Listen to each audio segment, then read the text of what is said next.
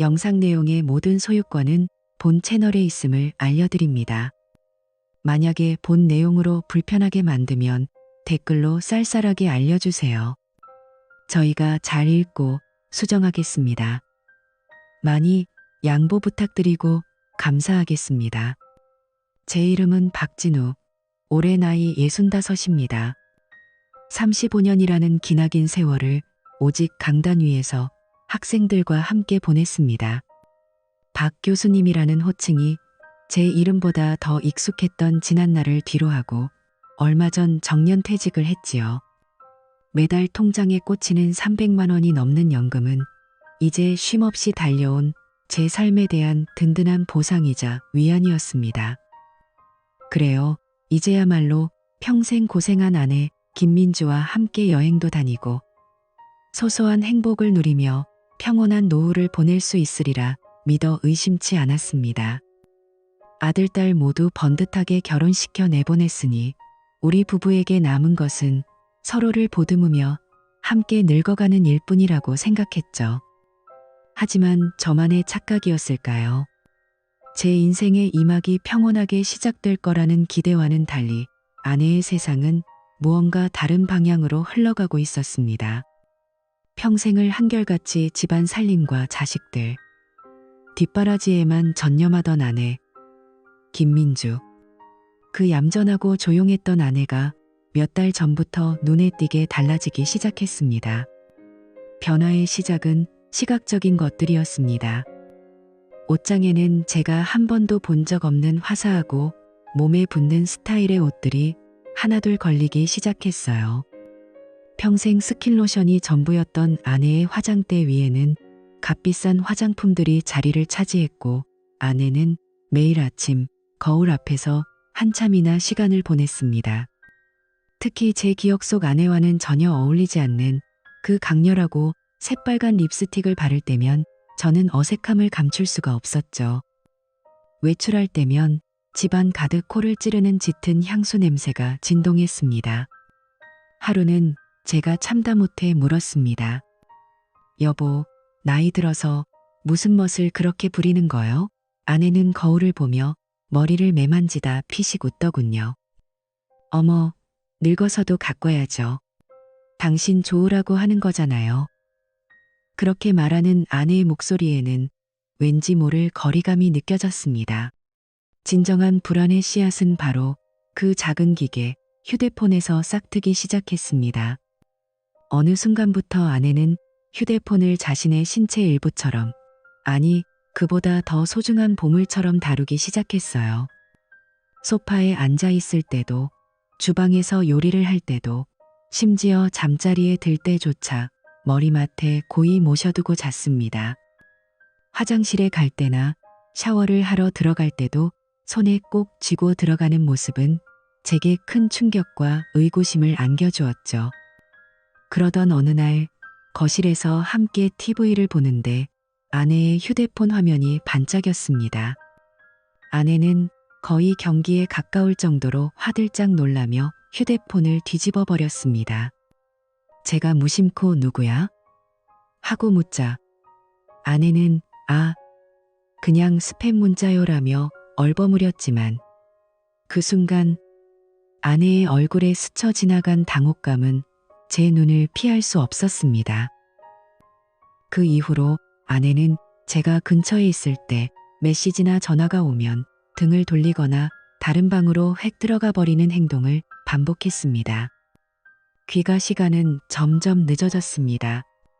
동네 친구들과의 모임이라던가 문화센터 강좌 때문이라는 핑계가 늘어났죠. 저녁 6시면 어김없이 현관문 열리는 소리가 들렸던 우리 집은 밤굿이 10시가 넘도록 적막감에 휩싸이는 날이 많아졌습니다. 저는 애써 이 모든 것을 긍정적으로 해석하려 노력했습니다. 평생 나랑 애들만 보고 살았으니 이제라도 자신만의 시간을 갖는 게 당연하지.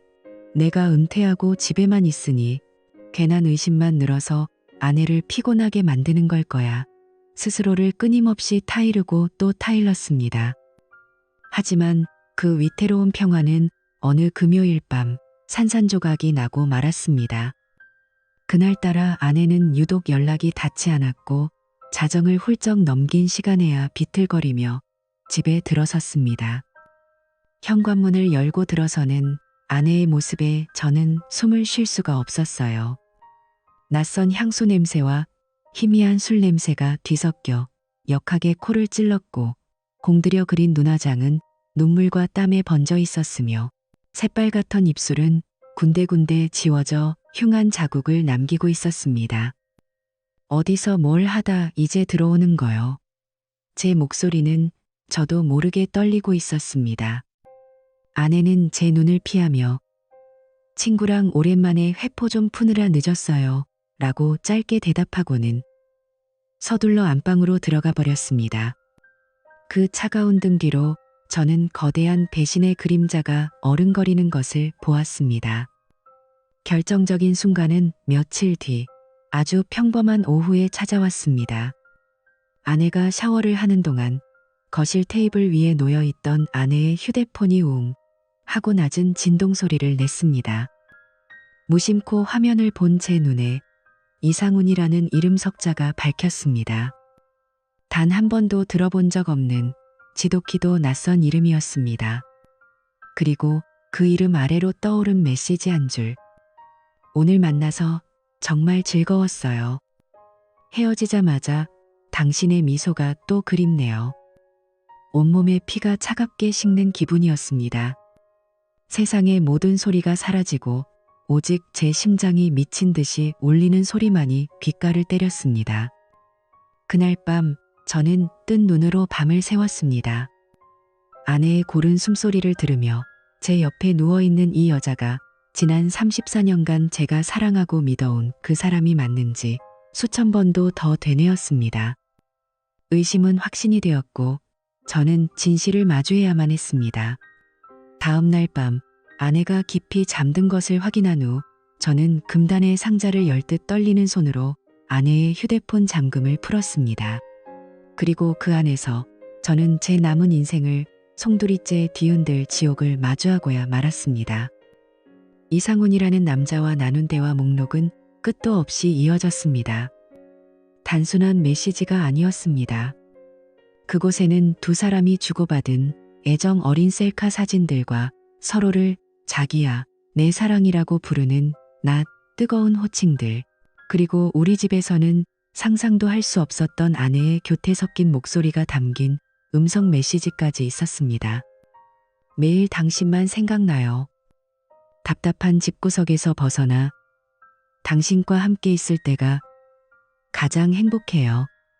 남편에게 들킬까봐 심장이 조마조마하지만 그래도 당신과의 만남은 포기할 수가 없어요. 저도 상훈 씨 생각뿐인걸요. 이 나이에 이렇게 심장이 뛰는 사랑을 다시 할 수 있다니 정말 꿈만 같아요. 이 지긋지긋한 현실에서 저를 구원해준 사람은 당신뿐이에요. 그들의 미래는 몇 달 전부터 시작되어 고급 레스토랑에서의 저녁 식사, 한적한 교회 카페에서의 데이트, 심지어는 당일치기 여행까지 이어지고 있었습니다. 제가 평생의 업을 마무리하고 아내와의 행복한 노후를 꿈꾸던 바로 그 시간에 아내는 다른 남자와 사랑을 속삭이고 있었던 겁니다. 더 이상 참을 수 없었습니다. 다음 날 저녁 저는 TV 리모컨을 만지작거리는 아내의 뒤에 서서 얼음처럼 차가운 목소리로 물었습니다. 이상훈, 누구야? 제 목소리에 아내의 어깨가 돌처럼 굳어지는 것이 느껴졌습니다. 천천히 고개를 돌린 아내의 얼굴은 백지장처럼 새하얘져 있었습니다. 손에 들고 있던 리모컨이 툭 소리를 내며 바닥으로 떨어졌습니다. 그 끔찍한 정적 속에서 아내는 입술만 파르르 떨 뿐 아무 말도 하지 못했습니다. 이윽고 아내의 눈에서 눈물이 터져 나왔습니다. 당신은 평생 일에만 미쳐 살았잖아요. 내가 얼마나 외로웠는지 알기나 해요. 라며 울부짖는 아내의 모습은 가증스럽기 짝이 없었습니다.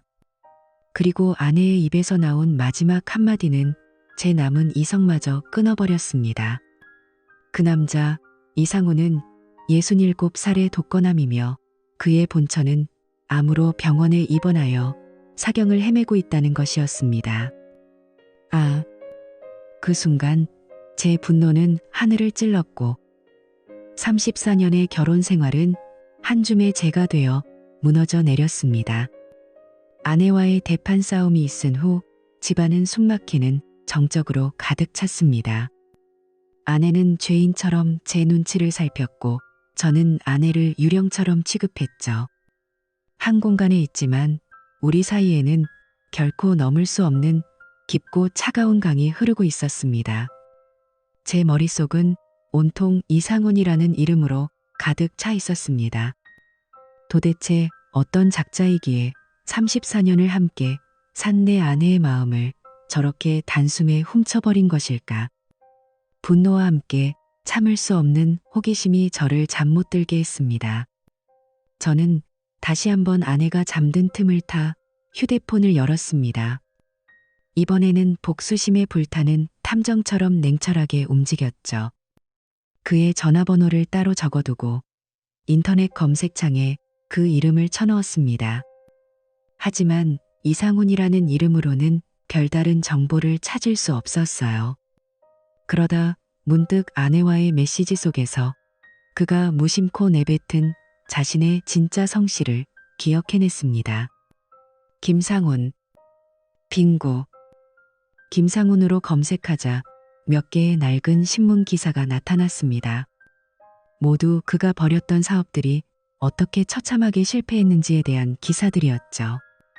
더 중요한 것은 그의 가족 관계를 통해 아내의 이름이 한미연이라는 사실을 알아낸 것입니다. 기사 어디에도 아내가 암 투병 중이라는 내용은 없었습니다.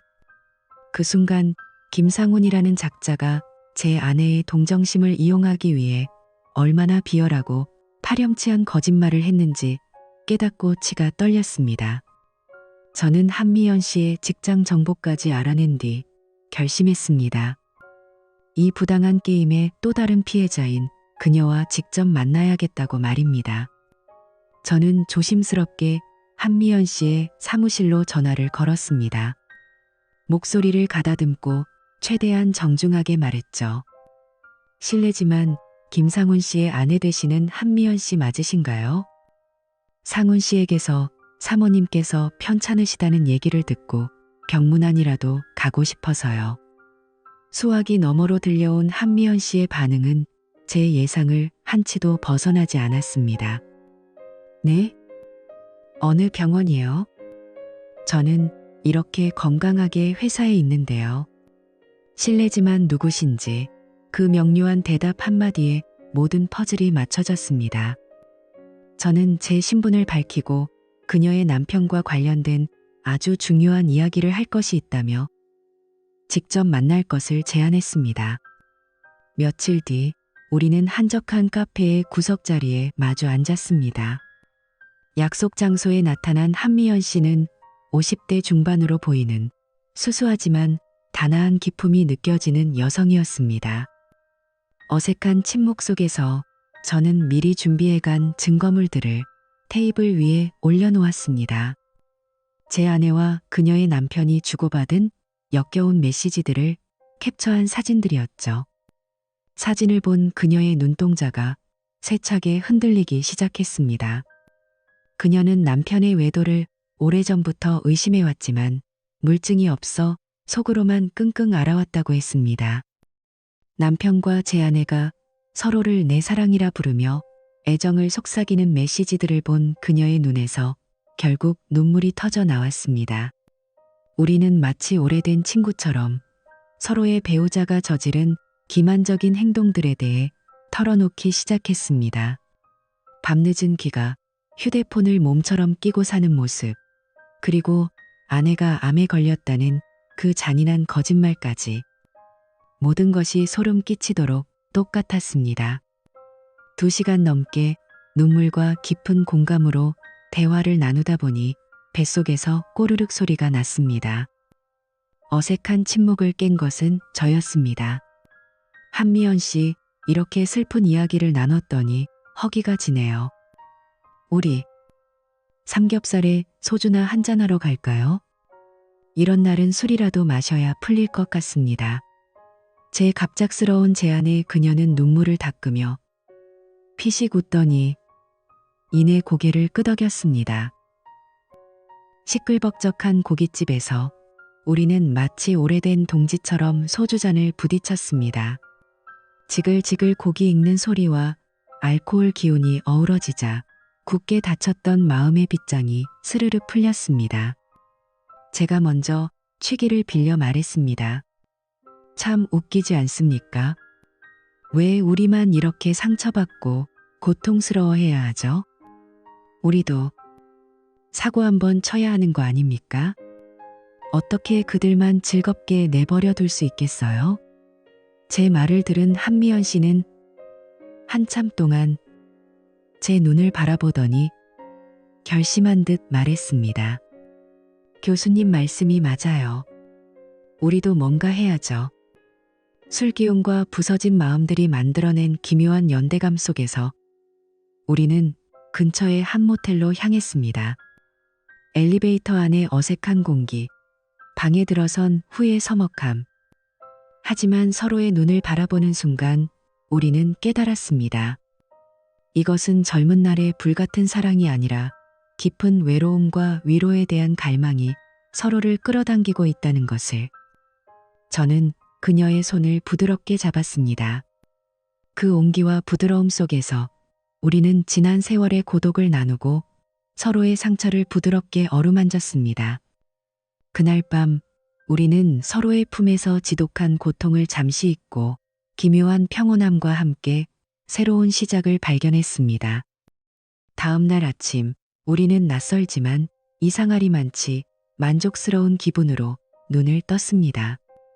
함께 뜨끈한 해장국을 먹으며 한미연 씨는 남편 김상훈의 과거에 대해 소상히 이야기해 주었습니다. 그는 젊은 시절부터 수많은 여자를 올린 상습적인 바람둥이였고 부모에게 물려받은 막대한 유산마저 허황된 사업에 모두 탕진한 빈털털이었습니다. 항상 부자인 척하며 여자들을 유혹했지만 그가 쓰는 모든 유흥비는 사실상 아내인 한미연 씨의 주머니에서 나온 돈이었죠. 그제야 저는 제 아내 민주 역시 김상훈의 재력에 대해 단단히 속았다는 것을 깨달았습니다. 식사 후 우리는 토요일 하루를 온전히 함께 보내기로 했습니다. 극장에 가서 로맨스 영화를 보며 자연스럽게 손을 잡았고 공원을 산책하며 어린 시절의 이야기, 젊은 날의 꿈, 그리고 결혼 생활의 회한에 대해 두서없이 이야기를 나눴습니다. 우리는 각자의 결혼 생활 안에서 얼마나 외로웠는지, 그리고 상대방에게서 얼마나 큰 위안과 이해를 받는지에 대해 깊이 공감했습니다. 안정적인 직장을 가진 현실적이고 지적인 한미연 씨와 넉넉한 연금을 받는 은퇴한 교수인 저. 우리는 어쩌면 함께 한다면 꽤 풍족하고 안정적인 삶을 살 수 있겠다는 현실적인 생각에까지 다다랐습니다. 우리의 결론은 빠르고 명확했습니다. 각자의 배우자와 이혼하고 법적인 굴레에 얽매이지 않는 자유로운 관계로 함께 여행하며 인생을 즐기자. 제 이혼 절차는 아내의 명백한 유책 사유 덕분에 순조롭게 진행되었습니다. 아내는 뒤늦게 매달리며 용서를 구했지만 제 마음은 이미 돌아선 뒤였습니다. 한미연 씨는 더욱 적극적이었습니다. 그녀는 과거 김상훈에게 속았던 다른 여자들을 수소문해 증거를 모았고 동네 전체에 그의 파렴치한 실체를 폭로하여 그가 고개조차 들고 다니지 못하게 만들었습니다. 그 후 제 전처 민주와 김상훈은 잠시 동거했지만 돈 없고 바람기마저 여전한 그의 본성에 질려 얼마 못 가 헤어졌다는 소식을 전해 들었습니다. 시간은 참으로 빠르게 흘렀습니다. 한미연 씨와 제가 서로의 상처를 보듬어주며 새로운 관계를 시작한 지 어느덧 6달이라는 시간이 지났습니다. 제 삶은 그야말로 완벽한 행복으로 가득 찼어요. 우리는 일주일에 서너 번은 만났고 맛집을 찾아다니며 저녁을 먹고 주말이면 근교로 훌쩍 여행을 떠나곤 했습니다. 다행히 제 아이들도 아버지의 새로운 행복을 진심으로 응원해 주었습니다. 저는 다시 20대 청춘으로 돌아간 것처럼 매일이 설레고 즐거웠습니다. 잿빛으로 가득했던 제 인생에 한미연이라는 한 줄기 빛이 찾아온 것만 같았죠. 하지만 영원할 것만 같았던 그 행복에 서서히 균열이 가기 시작했습니다. 언제부터였을까요? 미연 씨의 얼굴에서 웃음이 조금씩 사라졌습니다. 그녀는 말수가 줄어들었고 저와 함께 있으면서도 종종 넋이 나간 사람처럼 먼 곳을 바라보곤 했습니다. 특히 예전에 제 아내처럼 휴대폰을 손에 쥐고 불안한 듯 수시로 확인하는 모습은 제 마음속에 작은 불안의 씨앗을 심기에 충분했습니다. 제가 무슨 일 있냐고 캐물으면 그녀는 그저 요즘 회사 일이 너무 바빠서 그래요라며 피곤한 미소로 얼버무릴 뿐이었습니다. 그러던 어느 날 그녀가 무심코 던진 한마디가 제 가슴을 철렁하게 만들었습니다. 교수님, 가끔 그런 생각을 해요. 그 사람이 아무리 나쁜 놈이었어도 함께했던 좋은 기억들까지 전부 사라지는 건 아니더라고요. 저는 그 말을 애써 외면하려 했습니다. 30년 가까이 산 남편인데 어찌 좋은 기억 하나 없겠냐고 스스로를 위로했죠. 하지만 그날 이후 제 마음 한구석의 불안감은 좀처럼 가시지 않았습니다. 그리고 며칠 뒤 저는 제 눈으로 모든 것을 확인하고야 말았습니다. 그날은 그녀를 놀라게 해줄 생각으로 약속 시간보다 조금 일찍 그녀의 회사 앞으로 찾아갔습니다. 그런데 회사 정문에서 나오는 미연 씨의 옆에는 있어야 할 제가 아니라 있어서는 안 될 그놈 김상훈이 서 있었습니다. 제 심장이 쿵하고 바닥으로 떨어졌습니다. 그들은 나란히 근처 카페로 들어갔고 저는 망연자실한 채 차 안에서 그들이 나오기만을 기다렸습니다. 1시간쯤 지났을까 카페에서 나온 두 사람. 헤어지기 직전 김상훈이 자연스럽게 미연 씨의 손을 잡았고 그녀는 뿌리치지 않았습니다. 그 순간 가까스로 다시 세워 올렸던 제 세상이 또 한 번 와르르 무너져 내렸습니다. 그날 밤 저는 미연 씨를 추궁했습니다. 제 눈에 어린 분노와 배신감을 읽었는지 그녀는 더 이상 변명하지 않고 모든 것을 털어놓았습니다. 그녀의 이야기는 이랬습니다. 김상훈이 계속해서 용서를 구하며 연락을 해왔고 딱 한 번만 만나달라고 애원하기에 어쩔 수 없이 나갔다는 것이었습니다. 그는 이제 완전히 달라졌다고 평생 당신에게만 속죄하며 살겠다고 눈물로 맹세했다고 합니다. 미연 씨는 흐느끼며 제게 말했습니다. 교수님이 얼마나 좋은 분인지 알아요. 저한테 과분한 사람인 것도 알아요. 하지만 그 사람과 함께한 30년이라는 세월을 완전히 잘라내는 게 생각처럼 쉽지가 않아요. 저렇게 비참하게 무너진 모습을 보니 이상하게 책임감이 느껴져서 저는 도저히 이해할 수가 없었습니다. 자신을 기만하고 그토록 큰 고통을 안겨준 남자에게 왜 다시 돌아가려 하는가? 제 절규에 가까운 질문에 그녀 역시 고통스러운 얼굴로 대답했습니다. 저도 제 마음을 모르겠어요. 이성적으로는 교수님과 함께하는 게 맞는데 자꾸만 마음이 그 사람에게로 가요. 그날 이후 일주일간 우리는 아무런 연락도 하지 않았습니다. 끔찍한 침묵의 시간 끝에 그녀에게서 만나자는 연락이 왔습니다. 약속 장소에 나타난 그녀의 얼굴은 일주일 사이에 믿을 수 없을 만큼 헬쑥하고 초췌해져 있었습니다. 그녀는 제 눈을 똑바로 쳐다보지 못한 채 힘겹게 입을 열었습니다. 교수님, 정말 죄송해요. 저는 그 사람에게 돌아가야 할 것 같아요. 그녀의 마지막 말은 제 가슴에 비수처럼 꽂혔습니다. 그 사람은 이제 가진 게 아무것도 없어요. 저라도 없으면 길거리에 나앉을 거예요. 아무리 미워도 제가 돌봐줘야 할 것 같아요. 저는 더 이상 아무 말도 할 수 없었습니다. 고통과 함께 지독한 굴욕감이 온몸을 휩쌌습니다. 결국 나 또한 그녀에게 잠시 머물다가는 정거장에 불과했는가. 그녀의 상처를 치유해주기 위해 존재했던 임시 방편이었는가. 우리가 함께 쌓아 올렸다고 믿었던 지난 6개월의 시간들이 한순간에 무의미한 신기루처럼 흩어져 버렸습니다. 그렇게 제 인생의 두 번째 사랑도 첫 번째 사랑보다 더욱 처참하고 허무하게 막을 내렸습니다.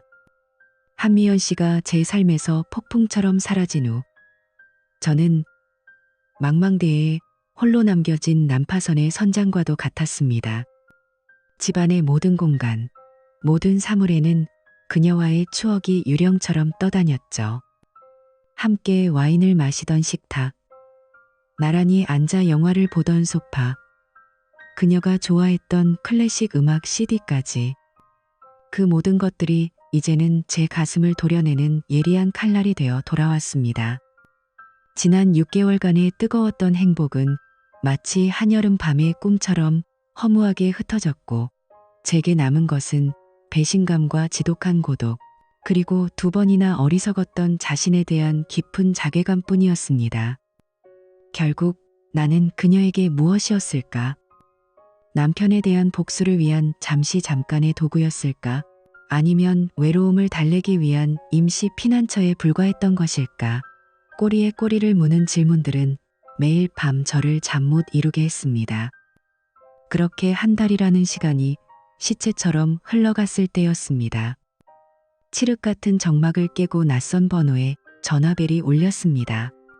받을까 말까 망설이다 힘없이 수화기를 들자 귀에 익으면서도 어딘가 완전히 다른 사람처럼 느껴지는 목소리가 들려왔습니다. 제 전처 김민주였습니다.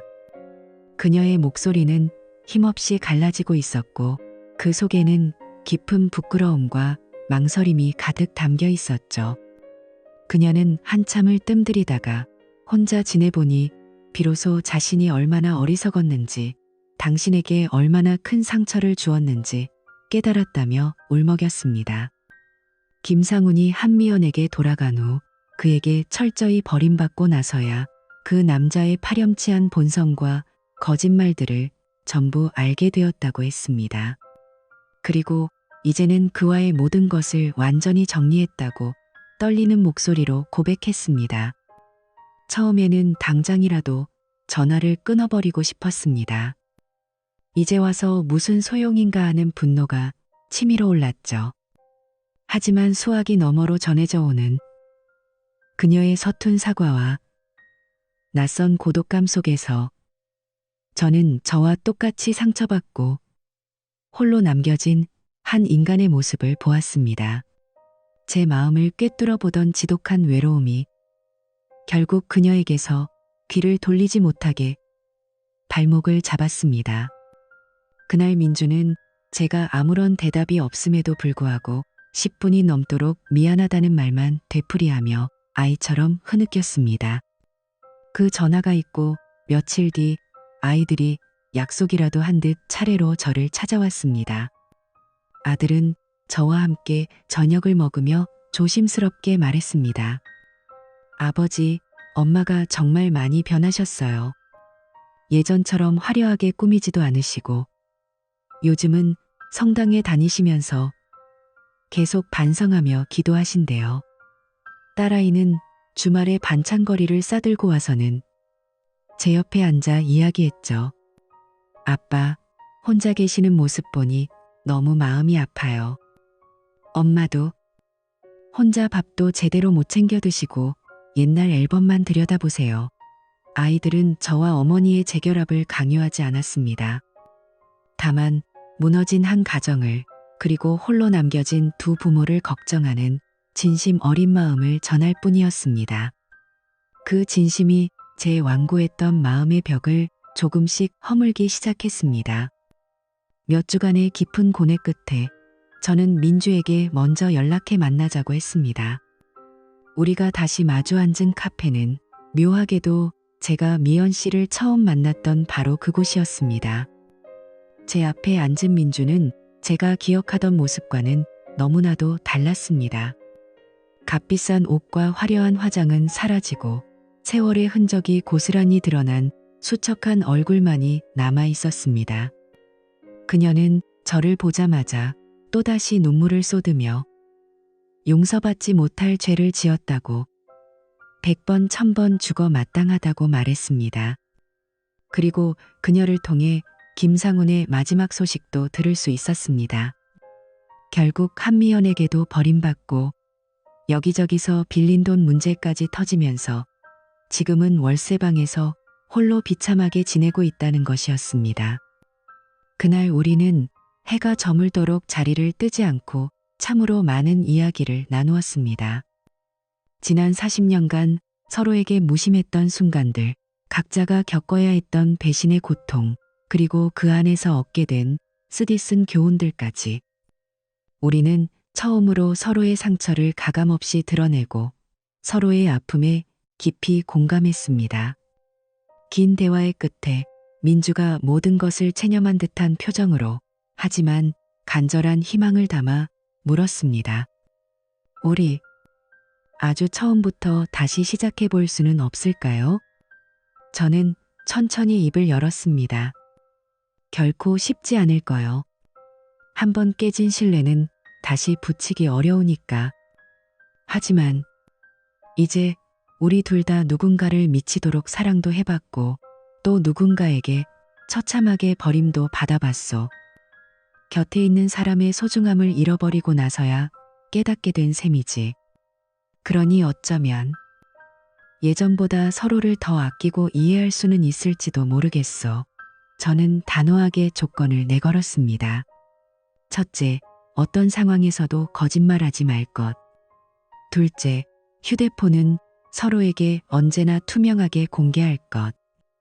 민주는 눈물을 흘리며 몇 번이고 고개를 끄덕였습니다. 그렇게 우리의 어색한 만남이 다시 시작되었습니다. 우리는 마치 처음 연애를 시작하는 연인들처럼 함께 공원을 산책하고 영화를 보고 식사를 했습니다. 서툴고 조심스러웠지만 그 과정 속에서 우리는 서로의 상처를 치유하고 관계를 차근차근 회복해 나갔습니다. 한 달 뒤 저는 그녀에게 다시 집으로 돌아오라고 말했습니다. 그녀가 짐을 들고 집으로 돌아오던 날, 우리는 아무 말 없이 현관에서 한참을 서로를 바라보았습니다. 그날 밤 나란히 누운 침대에서 느껴지는 익숙한 온기는 지난 1년간의 모든 풍파와 상처를 부드럽게 감싸주는 듯 했습니다. 돌아보니 미연 씨와의 사랑이 짜릿하고 열병 같았던 낭만이었다면 민주와의 관계는 공기처럼 늘 그 자리에 있어 소중함을 몰랐던 삶 그 자체였습니다. 우리는 과거의 무관심과 권태가 서로에게 얼마나 큰 상처를 주었는지 솔직하게 인정했습니다. 그리고 아이러니하게도 그 모든 것을 잃어버리는 끔찍한 경험을 하고 나서야 비로소 서로가 서로에게 얼마나 소중한 존재였는지를 깨닫게 된 것이었습니다. 지금 우리의 삶은 예전처럼 조용하고 평범합니다. 하지만 그 평범함 속에는 과거와는 비교할 수 없는 깊은 안정감과 감사가 자리 잡고 있습니다. 주말이면 아이들과 손주들이 찾아와 집안을 가득 채우는 웃음소리를 들으며 민주와 저는 나란히 앉아 차를 마십니다. 때로는 미연 씨와의 뜨거웠던 기억이 스쳐 지나가기도 하지만 이제 그 기억은 아픔이 아닌 제 삶의 한 페이지를 채웠던 성장의 통증으로 남아있을 뿐입니다. 나중에 들은 소식에 의하면 미연 씨는 모든 것을 정리하고 홀로 세계 여행을 떠났다고 합니다. 그 누구에게도 의지하지 않는 온전한 자신만의 삶을 찾아서 말이죠. 그리고 김상우는 결국 건강이 악화되어 어느 초라한 요양병원에서 아무도 찾는 이 없이 외롭게 지내고 있다고 들었습니다. 결국 이 모든 일들은 저와 민주가 사랑의 진정한 의미를 깨닫기 위해 반드시 건너야 할 긴 다리였는지도 모릅니다. 사랑이란 불꽃 같은 설렘이나 새로운 감정이 아니라 서로의 부족함을 이해하고 실수를 용서하며 함께 늙어가는 묵묵한 동행이라는 것을. 저와 제 아내는 그렇게 긴 길을 돌아 마침내 진짜 우리 집으로 돌아왔습니다.